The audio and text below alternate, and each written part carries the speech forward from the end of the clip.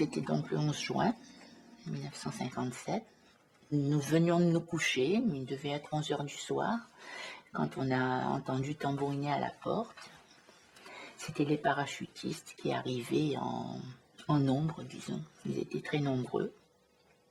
Il y avait parmi eux le capitaine de Vis, qui est un de ses tortionnaires principaux, le lieutenant Charbonnier, le lieutenant Hirulin, puis d'autres militaires, des simples soldats, disons, et des flics aussi. J'aurais dû dire des policiers. Et voilà. Certains sont repartis avec mon mari, en emmenant mon mari, et d'autres sont restés dans l'appartement. J'ai demandé donc au capitaine de Vis où il emmenait mon mari et quand est-ce qu'il allait revenir. Et le capitaine de Vis m'a répondu, s'il est raisonnable, il sera là dans 1 heure. Voilà, c'est là que Henri Alleg est venu, le lendemain de l'arrestation de mon mari.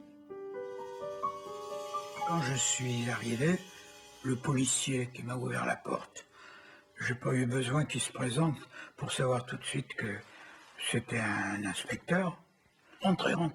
Il me fait rentrer. Et immédiatement, il a téléphoné au PC des parachutistes en disant rapidement qu'il fallait qu'ils viennent, quoi. Et ils sont venus. Le lieutenant, il m'a évidemment immédiatement reconnu. J'étais sur la liste de ceux qu'on recherchait. Il a dit, c'est Henri Alleg, excellent prix.